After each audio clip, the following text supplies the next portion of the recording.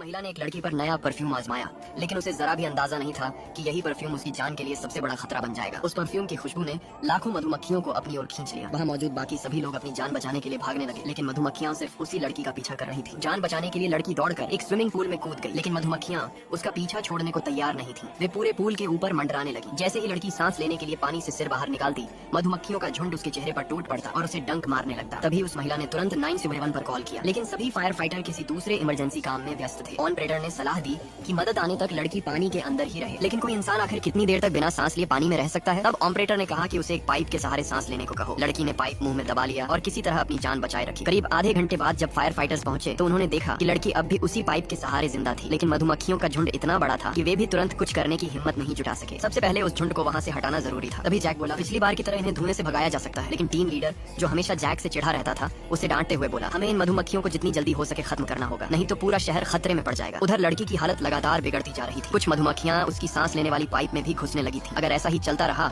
तो उसका बचना मुश्किल था। तभी जैक के दिमाग में एक और योजना आई। उसने टीम लीडर से कहा, कुछ देर पहले यहाँ इसी परफ्यूम का लॉन्च इवेंट हुआ था। अगर हम वही खुशबू किसी और पर स्प्रे कर दें तो मधुमक्खियों का ध्यान लड़की से हट सकता है। सबकी नजरें तुरंत कैरी पर टिक गई। बेचारा समझ ही नहीं पाया कि सब उसे क्यों घूर रहे हैं। जैक बोला, इस बार तुम्हें चारा बनना होगा। कैरी के पूरे शरीर पर सिर से पांव तक वही परफ्यूम छिड़क दिया गया। अंदर से वह पूरी तरह टूट चुका था, क्योंकि हर बार उसे ही चारे की तरह इस्तेमाल किया जाता था। सब तैयार हो गया। टीम लीडर ने उसका हौसला बढ़ाते हुए कहा, हमें हर हाल में यह लड़ाई जीतनी है। जैसे ही कैरी दरवाजा खोलकर पूल के चारों ओर दौड़ने लगा, परफ्यूम की खुशबू से आकर्षित होकर मधुमक्खियों का पूरा झुंड उसके पीछे भाग पड़ा। बस इसी मौके का फायदा उठाकर टीम ने लड़की को सुरक्षित पानी से बाहर निकाल लिया। लेकिन दूसरी तरफ कैरी की हालत बेहद खराब हो चुकी थी। मधुमक्खियों का पूरा झुंड उसके सुरक्षा सूट से चिपक गया था। लड़की तो बच गई, लेकिन उसकी सांसें बहुत धीमी हो चुकी थी। पूरा शरीर सूज गया था और उसके कई अंगों ने काम करना लगभग बंद कर दिया था। असल में उसके शरीर में सैकड़ों डंक धंसे हुए थे। अगर उन्हें जल्दी नहीं निकाला जाता तो उसकी जान बचाना नामुमकिन हो जाता। डॉक्टर ने बताया कि एक एक करके सभी डंक निकालने में कई घंटे लगेंगे, जबकि लड़की के पास इतना समय नहीं था। तभी एक व्यक्ति ने सुझाव दिया, अगर टेप का इस्तेमाल किया जाए तो ज्यादातर डंक एक साथ निकाले जा सकते हैं। डॉक्टर ने तुरंत फर्स्ट एड किट से टेप निकाला। पहले लड़की की त्वचा को